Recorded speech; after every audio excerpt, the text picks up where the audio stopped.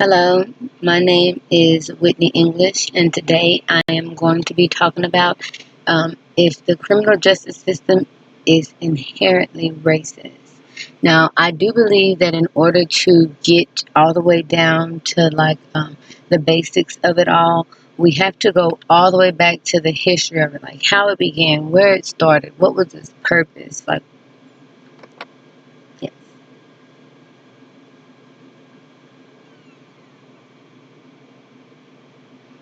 Okay, so throughout this PowerPoint, I would like for you to keep in mind, um, kind of think about the history of the criminal justice system, the history of race.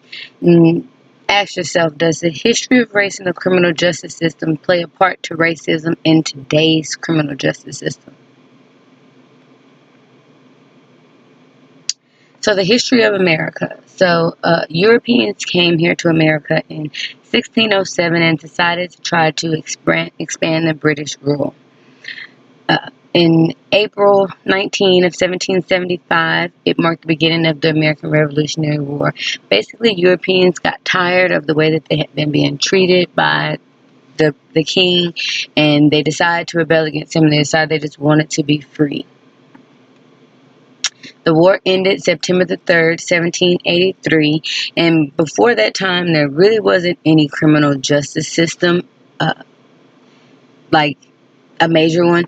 It was just kind of like they just went by whatever punishments they had. If you were caught stealing, you got your hand cut off, and they pierce your tongue, just all kinds of different, really cruel, crazy things.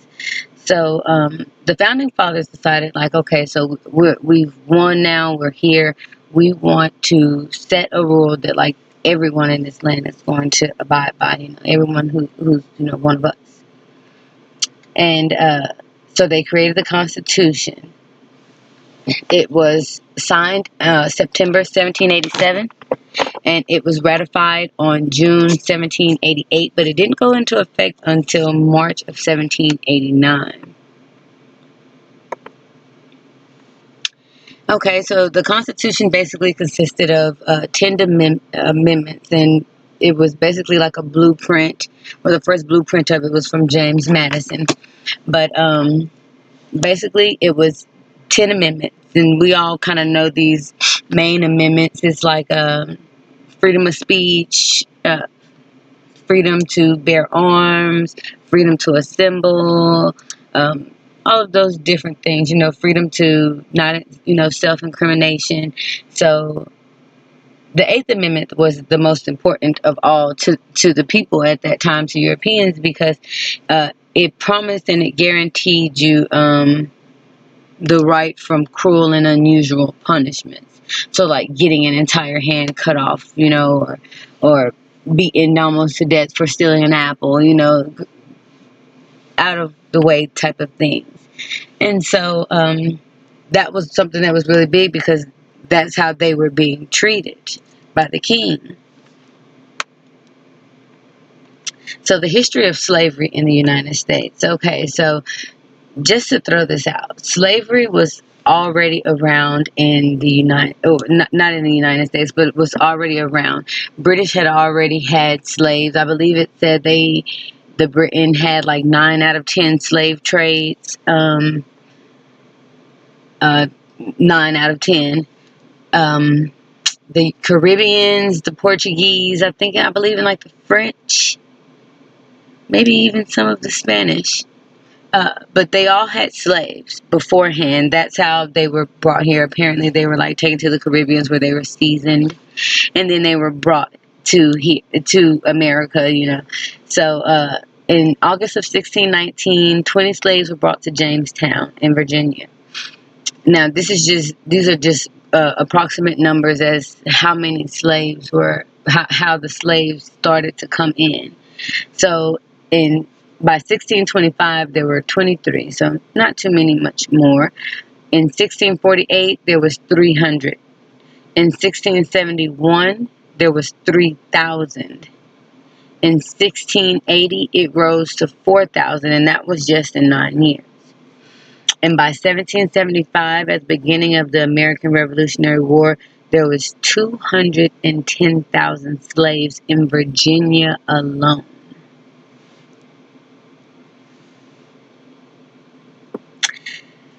So that brings me to Abraham Lincoln and the Civil War. So on September 22nd, 1862, President Lincoln issued the Emancipation Proclamation, which a lot of people think freed all of the slaves. It didn't actually free slaves. It just freed the slaves that were in the South, in the states that were rebelling against the Union.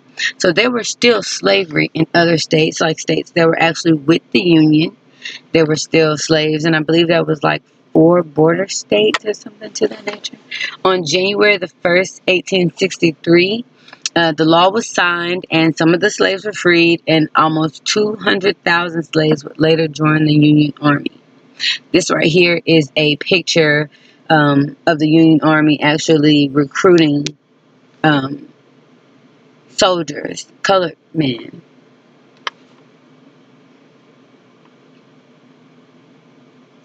These are some of the Union soldiers in the blue against the Confederate in the brown.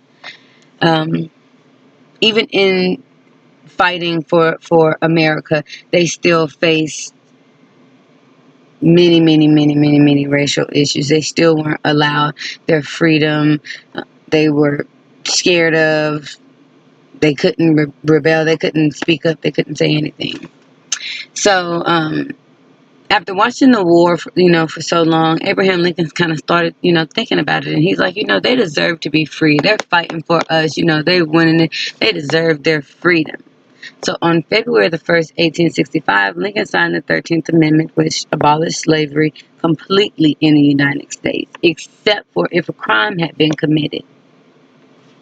And then, of course, punishment was okay if they had been tried, found guilty in a court of law. So Lincoln signed this on February 1st. By April 15th, he was assassinated. But the bill was still ratified on December the 6th, all in the same year of 1865. Okay, so after the 13th Amendment was ratified, the slaves were set free. Andrew Johnson took over for President Lincoln, and he came up with what was called like the President's Reconstruction Act or plan. And he basically, the land and the mules that was promised to the African Americans when they were freed, Andrew Johnson basically gave the land back to the people who it belonged to, and then told them, okay, no more slavery, but you have to come up with some laws that's going to include, the colored folks. And so they came up with these black codes. Black codes basically were created to keep them in line, to keep them in place. Over 84% of the population back then that were in the prison were black men.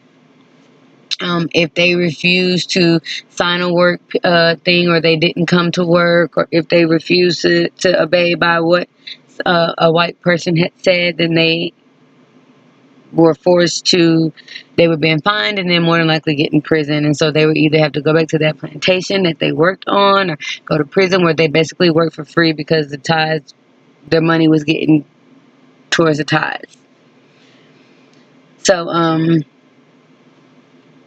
these were created. Well, the people up north kind of got upset, because a lot of the African Americans from the South were coming up to the North, and so even though they, thought that slavery was kind of immoral, they still didn't believe, that African Americans were on their level, and so they pushed. They were mad about the black codes that the South had kind of created, and so they pushed and pushed and pushed for something to be set, and that sets the stage for the Jim Crow laws that come in handy. Now, the Jim Crow laws, of course, were rooted from the black code. So they basically had like separate schools, separate water fountains, separate like housing areas, separate churches, separate everything. Everything, what is it? Plessy versus Ferguson, I believe it was. That said that we are, no, that wasn't until later.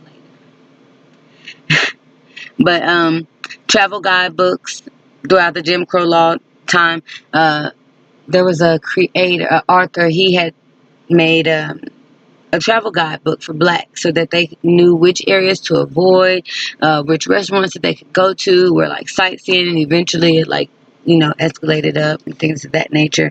But the Jim Crow laws did bring about the Civil War, or not the Civil War, yes, the Civil War. Uh, they had to sit on the back of the bus. Throughout the Civil War, there were things like the Montgomery bus and things of that nature.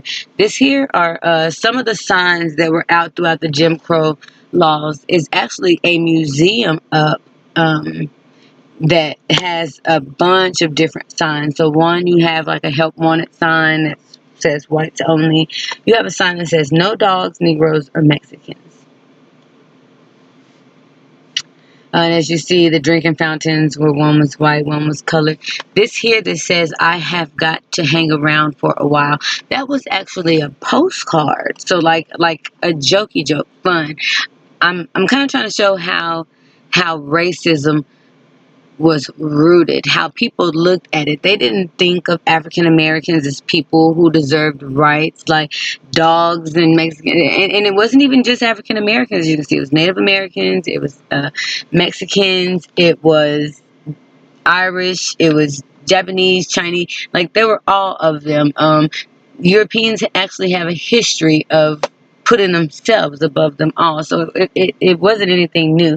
It was just the way that it all came about. But with a system like that instilled, it's kind of hard to come out of. So on June 8th, 1866, the 14th Amendment was signed to basically make everyone a citizen. So there was no separate but equal. There was just all of us as one. Um, it was ratified July 7th, 1868, and that was 3 years after they were actually set free. So that's almost like 3 years of black codes and Jim Crow laws. They were granted citizenships to everyone, all of the slaves and everything like that, and it basically promised them that everything that it promised a normal, average white man or a white person. Okay, so the 15th Amendment, signed on February the 26th and ratified on February the 23rd, gave African American men the rights to vote. But it did, however, have some loopholes because it set standards that most of the African American men couldn't reach.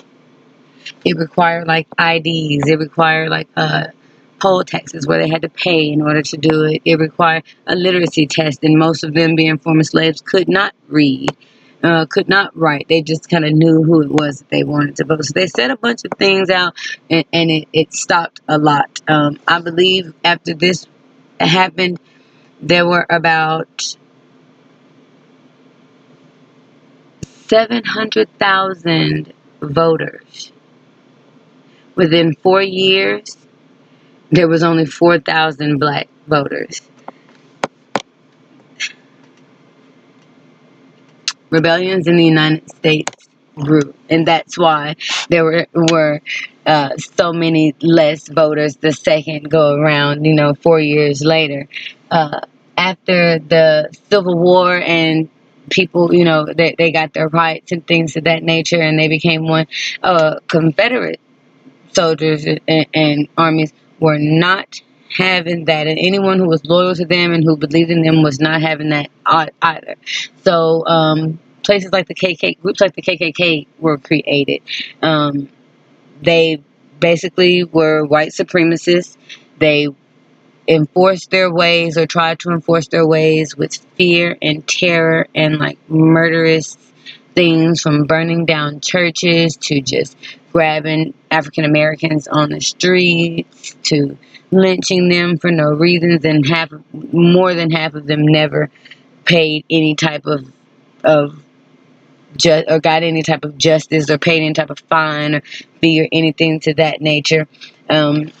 But eventually, African Americans started kind of fighting back, and so riots were coming back and forth. I believe there's like a New Orleans riot that they called like the Blood Summer or Summer Red or Red Summer or something to that nature, because of so many that were hurt and killed throughout it.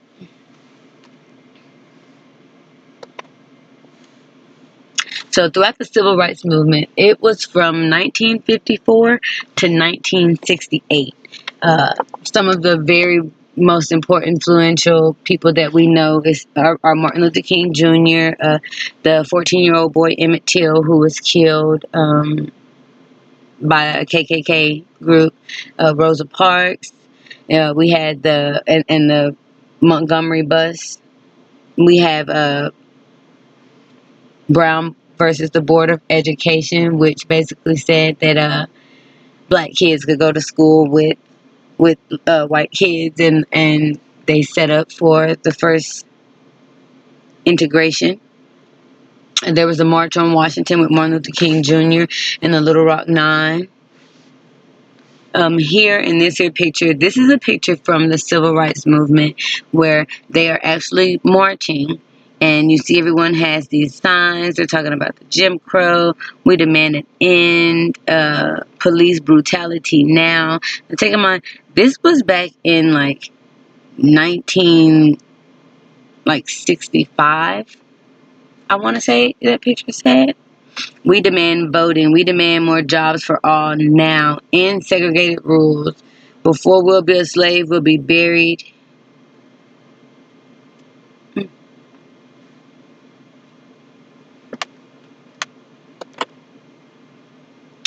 This is a like a counteract to the Civil War. So this is how they were kind of rioting and rebelling also. They're like, we want a white school. We want things to stay this way, how they felt. You see the Confederacy flag.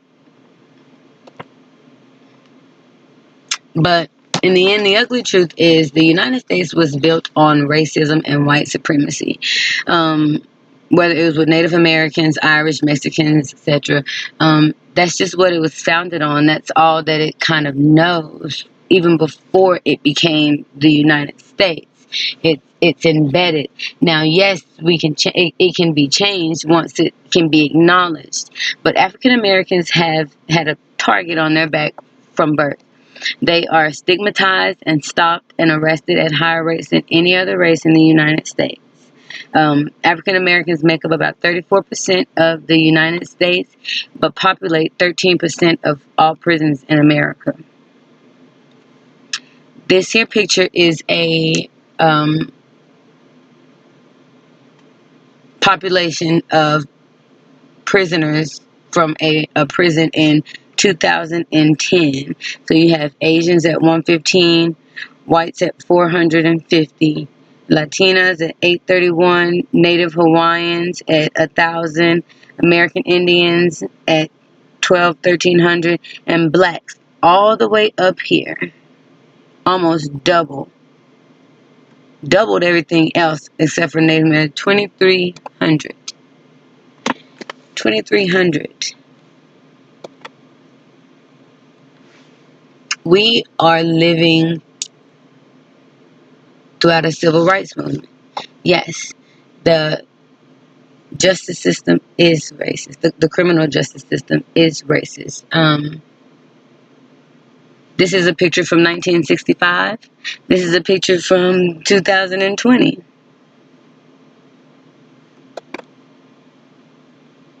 These are protesters rallying in 2015. And these are people at a Trump election in 2015. The people on the left are mad about 4 Confederate monuments being torn down.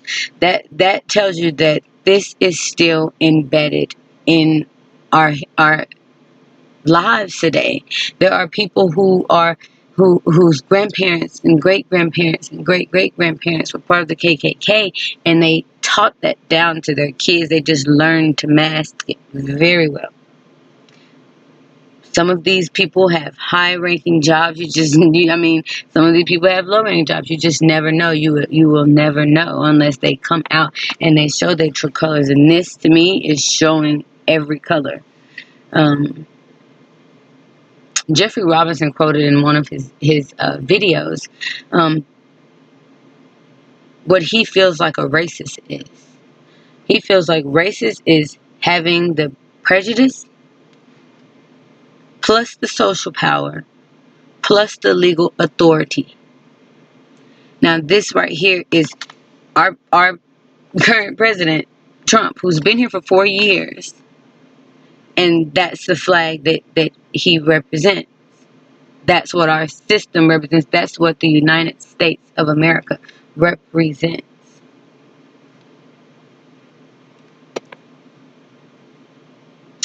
And that's it. Thank you.